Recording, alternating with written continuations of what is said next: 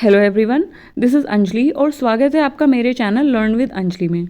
इस वीडियो में हम बात करने वाले हैं एनटीए यूजीसी नेट के प्रीवियस ईयर कुछ क्वेश्चंस के बारे में, जो कि हमारा पेपर 1 की जो यूनिट 10 है पीपल डेवलपमेंट एंड एनवायरनमेंट, और जिसका पेपर 2 में एनवायरमेंटल साइंस या तो अर्थ साइंस, जियोलॉजी या केमिस्ट्री हो, उसके पर्सपेक्टिव से भी काफ़ी इंपॉर्टेंट ये क्वेश्चन रहने वाले हैं। क्वेश्चंस के साथ साथ हम एक्सप्लेनेशन भी आपको प्रोवाइड करेंगे, तो मेक श्योर कि आप वीडियो को पूरा देखें ताकि आपको वीडियो समझ आ जाए, क्वेश्चन समझ आ जाए, सॉरी। तो चलिए हम क्वेश्चन फर्स्ट देखते हैं। क्वेश्चन फर्स्ट कहता है कि thermal reactor produce energy by fission of which of the following nuclear fuel. ये कह रहा है कि जो हमारे थर्मल रिएक्टर होते हैं, थर्मल रिएक्टर में फिजन रिएक्शन के थ्रू एनर्जी प्रोड्यूस होती है, ठीक है ना। तो उस रिएक्शन के दौरान या जो फिजन रिएक्शन होती है उसमें हम कौन कौन से न्यूक्लियर फ्यूल्स का यूज़ करते हैं। तो न्यूक्लियर फ्यूल हमें 5 न्यूक्लियर फ्यूल दिए हुए हैं। ये यूरेनियम 233, 238, ये सब आइसोटोप्स हैं। थोरियम 232। तो यूरेनियम, बेसिकली हमें यूरेनियम, थोरियम और प्लूटोनियम दिया हुआ है। तो हमें ये बताना है कि इसमें से कौन सा न्यूक्लियर फ्यूल या कौन सा आइसोटोप उसका यूज़ होता है। सो इसका आंसर होगा आंसर नंबर डी, यानी कि यूरेनियम 235, यूरेनियम 233 और प्लूटोनियम 239। क्यों है इसका आंसर डी, चलिए देखते हैं।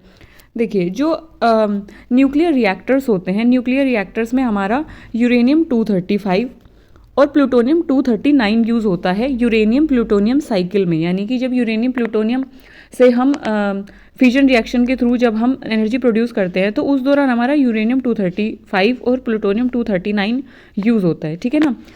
इसने ये भी बोला है कि a handful of thorium is used, कुछ थोरियम यूज होता है, लेकिन थोरियम तो इसमें दिया ही नहीं हुआ है, मतलब थोरियम तो डी है ना, और डी तो इसमें आंसर में है ही नहीं। तो होता क्या है, देखिए ये बहुत ही समझने वाली यहाँ पे बहुत ही ये इंपॉर्टेंट चीज़ है कि थोरियम जब यूज़ होता है तो थोरियम कैसे यूज़ होता है। देखिए, जो थोरियम होता है ना, thorium itself will not split and release energy. Thorium fusion reaction में खुद से हमारा नहीं टूटता है। फ्यूजन और फ्यूजन आई थिंक आपको पता होगा, फिर भी मैं एक बार रिवाइज करा देती हूँ। फ्यूजन में क्या होता है, फ्यूजन का मतलब होता है मिलना। फ्यूजन का मतलब होता है मिलना। तो वहाँ पे क्या होता है कि दो लाइटर न्यूक्लियाई होती हैं, वो मिलती हैं and they will form a larger heavier nuclei. तो इसको हम बोलते हैं फ्यूजन, ठीक है ना। तो इससे जब ये मिलती हैं तो काफ़ी इमेंस अमाउंट में, लार्ज अमाउंट में क्या निकलती है, एनर्जी रिलीज होती है, ठीक है ना। दूसरा हमारा आता है फिजन। फिजन का मतलब होता है टूटना। फिजन में क्या होता है कि एक हैवियर न्यूक्लियाई होती है, यानी कि बड़ी न्यूक्लियाई होती है, और वो टूटती है लाइटर न्यूक्लियाई में, ठीक है। तो इसे बोलते हैं फिजन। तो अब क्या होता है कि जो थोरियम है वो फ्यूजन रिएक्शन में खुद से स्प्लिट नहीं होता है, खुद से एनर्जी रिलीज नहीं करता है। रादर वो क्या होता है, it is expose to neutron, it will undergo a series of nuclear reactions, it will eventually emerge as isotope of uranium 235। कहने का मतलब ये है कि जो यूरेनियम है वो जो थोरियम है वो एज थोरियम न्यूक्लियर रिएक्शन में यूज़ नहीं होता है, वो फ्यूजन रिएक्शन में यूज़ नहीं होता है। थोरियम पे हम न्यूट्रॉन की बम्बार्डिंग करेंगे, थोरियम टूटता है हमारा किस में, यूरेनियम के आइसोटोप में, यानी कि थोरियम टूट जाता है यूरेनियम 233 में। तो बेसिकली कहने का मतलब ये है कि जब हम न्यूक्लियर रिएक्टर में फ्यूजन रिएक्शन के थ्रू एनर्जी बनाने की बात करते हैं, तो उसमें हमारा थोरियम डायरेक्टली यूज़ ना होके थोरियम टूट जाता है किसमें, यूरेनियम 233 के आइसोटोप में, ठीक है ना। दैट इज़ वाई, इसीलिए हम क्या बोलते हैं, इसलिए हम थोरियम को बोलते हैं fertile. Thorium is therefore called fertile, ठीक है ना। और हम यूरेनियम 233 को बोलते हैं फिजाइल। अब यूरेनियम 233 कैसे बना, मैंने बताया था कि थोरियम पे जब न्यूट्रॉन की बम्बार्डिंग हुई, when thorium is expose to neutron, it will undergo a series of nuclear reactions, और क्या होता है फिर, it will eventually emerge as an isotope of uranium, ठीक है ना। तो थोरियम से यूरेनियम बना, तो इसलिए यूरेनियम को हम क्या बोलते हैं, यूरेनियम को बोलते हैं फिजाइल, थोरियम को बोलते हैं फर्टाइल। अब फिजाइल क्या होता है, फर्टाइल क्या होता है। देखिए, जो फर्टाइल की जब हम बात करें तो फर्टाइल ऐसा हमारा न्यूक्लियर एलिमेंट है जो कि न्यूट्रॉन को एब्जॉर्व करता है और फिजाइल बन जाता है, समझ रहे हो ना। जैसे कि थोरियम ने उसके ऊपर न्यूट्रॉन जब बम्बार्डिंग हुआ तो न्यूट्रॉन को एब्जॉर्व किया, टूटा, और किस में टूटा, यूरेनियम 233 में, ठीक है। तो यूरेनियम 233 को हमने बोला फिजाइल। अब फिजाइल क्या होता है, फिजाइल का मतलब होता है कि वो मटेरियल जो कि फ्यूजन फिजन रिएक्शन में यूज़ हो, उसको हम बोलते हैं फिजाइल। तो यूरेनियम 233 जो है फिजन रिएक्शन में यूज़ हो रहा है, इसलिए हमने इसको क्या बोला, फिजाइल। तो ऐसे आप याद रखेंगे कि जो फिजन रिएक्शन में यूज़ हो रहा है उसको हम बोलेंगे फिजाइल। तो फिजन रिएक्शन में यूज़ कौन सा हो रहा है, यूरेनियम 233, तो that is why it is called fissile. और थोरियम क्योंकि डायरेक्टली यूज़ नहीं हो रहा है, इस पर न्यूट्रॉन की बम्बार्डिंग होगी तब ये यूरेनियम 233 में टूटेगा, इसलिए हमने इसको क्या बोला, फर्टाइल। ठीक है। और यहाँ पे जो है हमारा बाकी ये दिया हुआ है कि चाइना और इंडिया में जो है काफ़ी ज़्यादा रिजर्व है थोरियम का, और इतना ज़्यादा यूरेनियम का नहीं है। India is a world third largest reserve of thorium, third largest reserve है थोरियम का हमारा इंडिया। ठीक है। तो इसमें आप यहाँ अब आपको आई थिंक समझ आ गया होगा कि इसमें हमारा यूरेनियम 235 यूज़ होता है, ये सबको पता है कि 235 यूज़ होता है। कंफ्यूज होने वाली बात कहाँ थी, कंफ्यूज बच्चे इसमें हो सकते हैं, यूरेनियम 233 और यूरेनियम 238 में कंफ्यूज हो सकते हैं। अब यूरेनियम 233 यूज़ होता है क्योंकि यूरेनियम 233 जो है फिजाइल होता है और ये बनता है थोरियम से। तो जिनको लगता है कि थोरियम यूज़ होता है directly nuclear as a nuclear fuel fission reaction में, ऐसा नहीं है। थोरियम डायरेक्टली यूज़ ना होकर थोरियम किसकी फॉर्म में यूज़ होता है, यूरेनियम 233 की फॉर्म में यूज़ होता है, क्योंकि वो न्यूट्रॉन को एब्जॉर्व करके टूट जाता है यूरेनियम 233 में। ठीक है ना। तो आंसर होगा इसका ए, बी और ई, प्लूटोनियम, प्लूटोनियम यूज़ होता है। ठीक है ना। आई होप आपको समझ आ गया होगा। चलिए नेक्स्ट क्वेश्चन देखते हैं। नेक्स्ट क्वेश्चन हमारा कहता है कि which of the following source of energy on combustion produce maximum carbon dioxide per unit of energy output और हीट कंटेंट। ये कह रहा है कि 4 हमें ऑप्शंस दिए हुए हैं। कोल, जिसमें कोल का हमें एक कैटेगरी दी हुई है सब बिटुमिनस, वो मैं आपको बताऊंगी कि कोल भी बहुत टाइप के होते हैं, तो इसमें एक कैटेगरी दी है सब बिटुमिनस। ठीक है ना। नेचुरल गैस है, डीजल फ्यूल और हीटिंग ऑयल है, या तो गैसोलीन है विदाउट इथेनॉल। ठीक है ना। तो इसमें से जो है कौन सा एनर्जी का ऐसा सोर्स है जो जलने पे, कंबशन का मतलब होता है जलना, ठीक है ना, तो इसमें से कौन सा एनर्जी का ऐसा सोर्स है जो जलने पे produce maximum carbon dioxide per unit energy output और हीट कंटेंट, यानी कि जब हम उसे जलाएंगे तो जितना उसमें से हीट कंटेंट निकल रहा है, तो चारों में से सबसे ज़्यादा कार्बन डाइऑक्साइड कौन प्रोड्यूस करेगा, यानी कि एनर्जी तो सभी प्रोड्यूस करेंगे, है ना, कार्बन डाइऑक्साइड भी सभी प्रोड्यूस करेंगे, लेकिन सबसे ज़्यादा कार्बन डाइऑक्साइड हमारा कौन सा सोर्स ऑफ एनर्जी प्रोड्यूस करेगा, तो ये हमें बताना है। अगर हम बात करें तो ये क्वेश्चन मतलब देख के पता चल रहा है कि इसमें कोल सबसे ज़्यादा जो है कार्बन डाइऑक्साइड प्रोड्यूस करेगा, वो पता भी है क्योंकि जो कोल है वो हमारा उसमें सबसे ज़्यादा कार्बन कंटेंट होता है और कार्बन डाइऑक्साइड वही सबसे ज़्यादा प्रोड्यूस करेगा। उसमें भी कोल की अलग अलग कैटेगरी होती हैं। कोल हमारा 4 कैटेगरी में डिवाइडेड है, तो इसका आंसर सबसे पहले तो इसका आंसर होगा ए। ठीक है ना। कोल सब बिटुमिनस जो है सबसे ज़्यादा कार्बन डाइऑक्साइड प्रोड्यूस करेगा as compare to natural gas, diesel fuel और गैसोलीन। ठीक है। अब देखो जो हमारा कोल है, कोल भी हमारे कई टाइप का होता है। ठीक है ना। कोल हमारे बेसिकली 4 टाइप का होता है, पीट, लिग्नाइट, बिटुमिनस और एंथ्रासाइट। ठीक है ना। तो अब सबका जो एनर्जी कंटेंट होता है, हीट कंटेंट होता है, और सब में से कार्बन डाइऑक्साइड निकलने का जो मात्रा होती है वो भी अलग अलग होती है। मॉइस्चर कंटेंट सबका अलग अलग होता है। ठीक है ना। और कार्बन कंटेंट या हीट कंटेंट सबका अलग अलग होता है। तो होता क्या है कि देखो मतलब उसमें हमें सब बिटुमिनस दिया हुआ था, यहाँ पे ऑप्शन में, यहाँ पे हमें सब बिटुमिनस दिया हुआ था। ठीक है ना। तो सब बिटुमिनस जो है वो बिटुमिनस का ही एक पार्ट है, मतलब कि सबसे पहले पीट होगा, लिग्नाइट होगा, फिर सब बिटुमिनस होगा, फिर उसके बाद बिटुमिनस होगा, फिर एंथ्रासाइट होगा। हमें पता है कि कोल की फॉर्मेशन कैसे होती है, कैसे होता है कोल फॉर्म कि जब हमारे जो प्लांट्स होते हैं, एनिमल्स होते हैं, बहुत लंबे टाइम तक इमेंस हीट और इमेंस प्रेशर के अंडर अर्थ के नीचे जब दबे होते हैं तो वो क्या करते हैं कि वो जो है हार्ड हो जाते हैं। ठीक है ना। क्योंकि उनके अंदर कार्बन तो देखो होता ही है, एनिमल्स और प्लांट के अंदर कार्बन कंटेंट तो होगा ही ना। ठीक है ना। तो काफ़ी लंबे टाइम के बाद वो चीज़ जो है वो कोल में कन्वर्ट हो जाते हैं। तो इनिशियल स्टेज में अब ऐसा तो नहीं कि एकदम से वो बिल्कुल हार्ड कोल बन जाएगा जो हमें दिखता है, नहीं, ऐसा कुछ नहीं है। सबसे पहले वो पीट में कन्वर्ट होगा, यानी कि थोड़ा थोड़ा हीट और प्रेशर जब उस पर पड़ेगा तो वो जो है दबेगा। ठीक है ना। कोल की जो कोल बनने की जो इनिशियल स्टेज होती है ना उसको हम पीट बोलते हैं। ठीक है। और कोल बनने की प्रक्रिया को हम कोलिफिकेशन बोलते हैं। ठीक है ना। COALIFICATION, कोलिफिकेशन। ठीक है। तो इसमें हमारा सबसे पहला जो है हमारा पीट होता है। दिस इज़ नॉट एक्चुअली कोल, ये ऑर्गेनिक कंटेंट होता है, बेसिकली थोड़ा सॉफ्ट होता है। ठीक है ना। जब इमेंस हीट और इमेंस प्रेशर पड़ेगा तो ये ब्राउन कोल यानी कि लिग्नाइट में चेंज हो जाएगा। और हीट और प्रेशर के बाद ये बिटुमिनस में चेंज हो जाएगा, जिसे हम सॉफ्ट कोल भी बोलते हैं।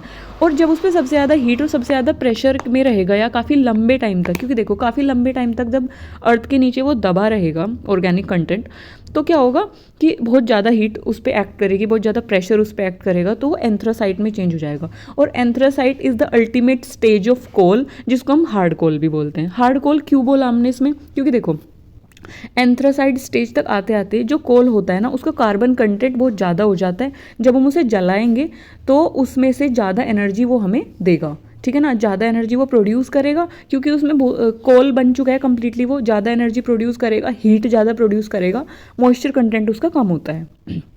तो अगर हम देखें एंथ्रासाइट, बिटुमिनस, लिग्नाइट और पीट इधर से इधर चलेंगे तो मॉइस्चर कंटेंट बढ़ता है। कहने का मतलब ये है कि पीट में मॉइस्चर कंटेंट सबसे ज़्यादा होगा, लिग्नाइट में उससे कम, बिटुमिनस में उससे ज़्यादा, बिटुमिनस में उससे कम और एंथ्रासाइट में सबसे कम। तो अब देखो इनिशियल में आप इसको ऐसे याद कर सकते हैं कि इनिशियल स्टेज में क्या होगा, मॉइस्चर कंटेंट सबसे ज़्यादा होगा, क्योंकि प्लांट और एनिमल अभी अभी दबे हैं अर्थ के नीचे, ठीक है ना, मॉइस्चर कंटेंट ज़्यादा है। अब हीट बढ़ेगी, प्रेशर बढ़ेगा, तो एक तरीके से मॉइस्चर सूख जाएगी, ठीक है ना, तो धीरे धीरे धीरे धीरे मॉइस्चर कंटेंट यहाँ पे कम होता रहेगा, ठीक है ना। तो एंथ्रासाइट तक आते आते मॉइस्चर कंटेंट बहुत कम हो जाएगा, बिल्कुल रहेगा ही नहीं। आप इसको ऐसे याद कर सकते हैं, ठीक है। इफ़ यू टॉक अबाउट, अब मॉइस्चर कंटेंट कम रह गया, ठीक है ना, तो कार्बन कंटेंट हमारा कहीं ना कहीं हीटिंग कंटेंट ज़्यादा होगा, यानी कि हम जब कोल को जलाएंगे तो उसमें कोयला ही कोयला होगा, कार्बन ही कार्बन होगा, हम उसे जलाएंगे तो वो हीट ज़्यादा प्रोड्यूस करेगा। तो मॉइस्चर कंटेंट कम, कार्बन कंटेंट ज़्यादा, तो moisture content is inversely proportional to carbon content. Carbon content बढ़ेगा तो मॉइस्चर कंटेंट कम है, कहने का मतलब ये है। यानी कि एंथ्रासाइट में मॉइस्चर कंटेंट कम होता है तो कार्बन कंटेंट ज़्यादा होता है, ठीक है ना। तो यानी कि हम उसको जलाएंगे तो हमें ज़्यादा एनर्जी प्रोवाइड करेगा कम्बशन पे एज़ कम्पेयर टू पीट, ठीक है ना, क्योंकि उसमें मॉइस्चर कंटेंट ज़्यादा होता है, तो इतना ज़्यादा वो जलेगा नहीं, इतना ज़्यादा एनर्जी प्रोड्यूस भी नहीं करेगा। आई होप आपको ये समझ आ गया होगा, ठीक है। तो इसमें यही दिया हुआ है कि जो बिटुमिनस कोल है या ब्लैक कोल है, मतलब कि जो कोल है वो हमारा ज़्यादा कार्बन डाइऑक्साइड प्रोड्यूस करेगा as compare to natural gas और अदर हमारा गैसोलीन वगैरह के कंपेयर में, ठीक है।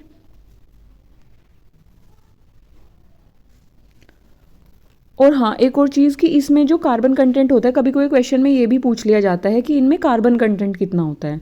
तो जैसे कि एंथ्रासाइट की अगर हम बात करें तो इसमें कार्बन कंटेंट लगभग 80-90% कार्बन कंटेंट होता है। If you talk about bituminous, तो इसमें जो है हमारा 70-60 कार्बन कंटेंट होता है, 60%, ठीक है ना। लिग्नाइट की अगर हम बात करें तो 50% कार्बन कंटेंट, और पीट की अगर हम बात करें तो लो कार्बन कंटेंट होता है, अराउंड 30-40% इसमें कार्बन होता है, ठीक है ना। अब कार्बन किस में है सबसे ज़्यादा, 80-90% किस में, एंथ्रासाइट में। तो ऑब्वियस सी बात है, कार्बन जलेगा तो एनर्जी प्रोड्यूस करेगा, तो सबसे ज़्यादा एनर्जी किस में होती है, एंथ्रासाइट में, और सबसे कम किस में होती है, पीट में, ठीक है ना। Moving on to next question, यहाँ पे बोल रहे हैं कि which of the following is not associated with earthquake. तो ये है दिसंबर 2008 का क्वेश्चन, प्रीवियस ईयर पेपर 1 का, क्या बोल रही हूँ मैं, पेपर 1 का, ठीक है ना। तो इसमें जो है ये पूछ रहा है कि which of the following is not associated with earthquake. Earthquake से रिलेटेड इसमें से कौन सा नहीं है। अब देखो इसमें क्या क्या बोल रहा है, फोकस दिया हुआ है, सेस्मोग्राफ दिया हुआ है, एपिसेंटर दिया हुआ है, स्वेल्स दिया हुआ है। आपको क्या लगता है कि इसका आंसर क्या होगा। भाई मुझे तो लगता है कि इसका आंसर डी होगा, स्वेल्स होगा। क्यों होगा, चलिए हम देखते हैं। यहाँ पे जब हम फोकस की बात करते हैं, ठीक है ना, फोकस आई होप आपको मैं चलो बता देती हूँ। एपिसेंटर और फोकस दो चीज़ें होती हैं। जो हमारा अर्थक्वेक है, जैसे कि हमारी ये अर्थ है, तो अर्थ के अंदर अर्थक्वेक, अर्थ के ऊपर मतलब अर्थक्वेक आया, तो अर्थक्वेक ओरिजिनेट होगा कहाँ से, नीचे से, ठीक है ना। जहाँ से अर्थक्वेक ओरिजिनेट हो रहा है उसको बोलते हैं फोकस। सपोज करो अर्थक्वेक यहाँ से ओरिजिनेट हुआ है, ठीक है ना, तो इसको बोलेंगे हम फोकस, ठीक है ना। तो आप इसको ऐसे याद कर सकते हैं कि कोई भी चीज़ कहीं से ओरिजिनेट होती है तो उसको हम फोकस पॉइंट बोलते हैं ना उसका। तो बस ऐसे याद रखो कि अर्थक्वेक की जो वेव्स होती हैं जहाँ से जनरेट होती है, सेस्मिक वेव जहाँ से जनरेट होंगे, अर्थक्वेक जहाँ से ओरिजिनेट होगा, उसको बोलेंगे हम फोकस। इसका दूसरा नाम है हाइपोसेंटर, इसको हम हाइपोसेंटर भी बोलते हैं, ठीक है ना। तो इसको बोलेंगे हम फोकस या हाइपोसेंटर। तो ये अर्थक्वेक से रिलेटेड है। If we talk about epicentre, तो अर्थक्वेक के बिल्कुल ऊपर, यानी कि वर्टिकली अगर हम अबव जाएं तो बिल्कुल हमें जहाँ पे वो सेस्मिक वेव फील होंगी या अर्थक्वेक फील होगा अर्थ क्रस्ट पे, उसको बोलेंगे हम एपीसेंटर, इसको बोलेंगे हम एपीसेंटर, ठीक है ना।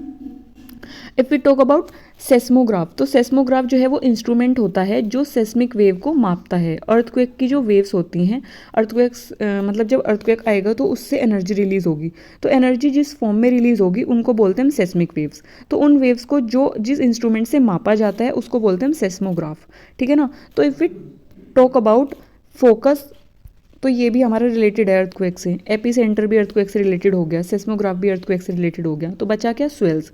Swells is not related to earthquake, swells का कोई मतलब नहीं है अर्थक्वेक से, ठीक है ना। तो इसमें से कौन सा एसोसिएट नहीं करता है अर्थक्वेक से, वो है स्वेल्स। आई होप आपको ये समझ आ गया होगा।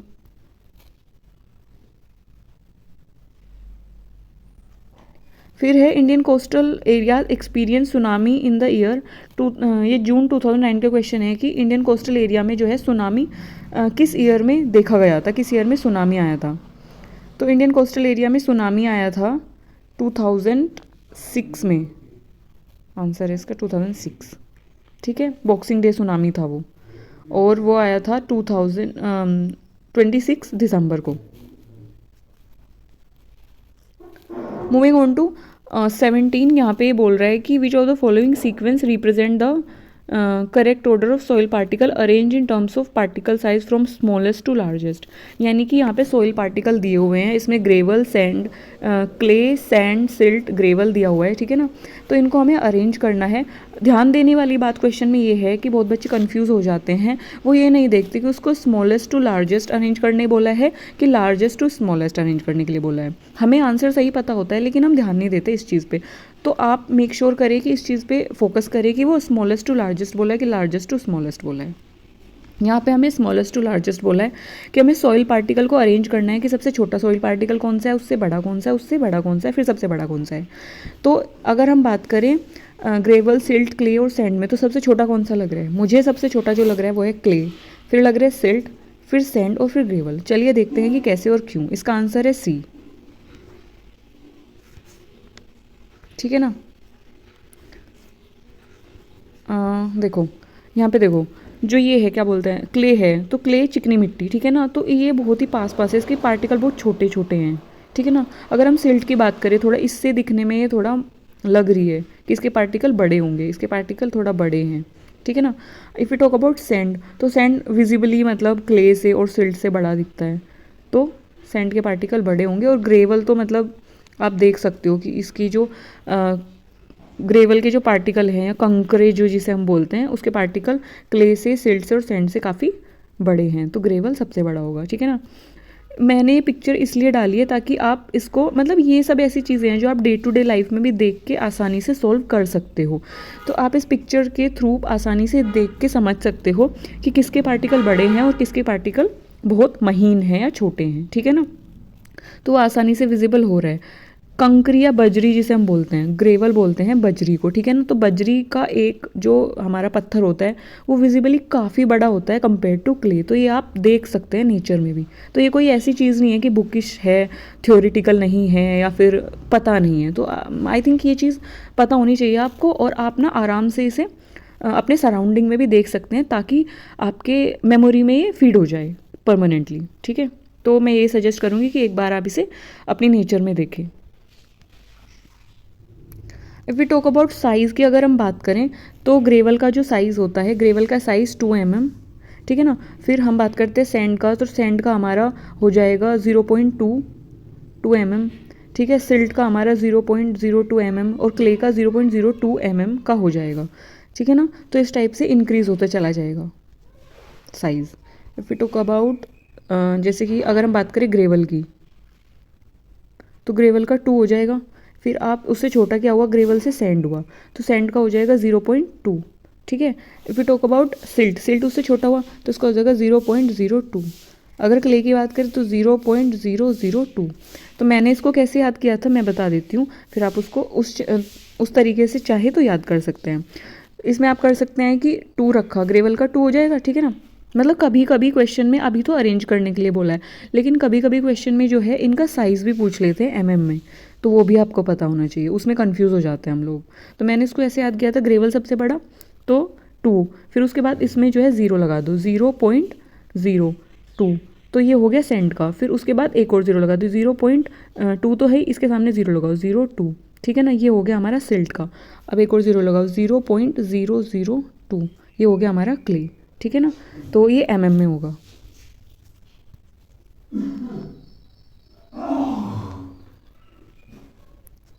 विच of the following is renewable natural resource. Renewable natural resource कौन सा है इसमें? रीन्यूएबल रिसोर्स क्या होते हैं? नहीं, रीन्यूएबल रिसोर्सेज वो रिसोर्सेज होते हैं जो रीन्यू होते रहते हैं, बनते रहते हैं बहुत कम टाइम में। ठीक है ना, तो इसमें हमारा biological diversity, tin, natural gas और सॉल्ट दिया हुआ है। तो इसमें जो हमारा होगा वो होगा बायोलॉजिकल डाइवर्सिटी, यानी कि बायोलॉजिकल डाइवर्सिटी एक ऐसा रिसोर्स है जो कि रीन्यू होता रहता है, यानी कि as compare to tin, natural gas और सॉल्ट के कंपेयर में हमारा जो बायोलॉजिकल डाइवर्सिटी है वो बहुत कम टाइम में रीन्यू हो जाता है, तो इसलिए हमने इसको रीन्यूएबल में कंसीडर किया। ठीक है, तो आई होप आपको सब चीज़ें समझ आ गई होंगी और जो मैंने बताया है वो आपको अच्छा लगा होगा। अगर आपको चीज़ें समझ आई हैं तो प्लीज़ वीडियो को लाइक करें, शेयर करें और कमेंट करें जो चीज़ आपको समझ नहीं आई है, और क्योंकि मैं आपको सिखा रही हूँ यहाँ से मुझे भी सीखने को मिलता है। ठीक है, और क्या, शेयर करें और लाइक करें और कमेंट करें और सब्सक्राइब करें चैनल को। Thank you very much for listening me, और कमेंट करके मुझे ये भी बताएं कि अगली वीडियो में किस टॉपिक पे बनाऊँ या कौन सा ऐसा टॉपिक है जो आपको जानना है, जिसके बारे में एक्सप्लेनेशन आपको जाननी है, जो आपको समझ नहीं आ रहा है। ठीक है, थैंक यू।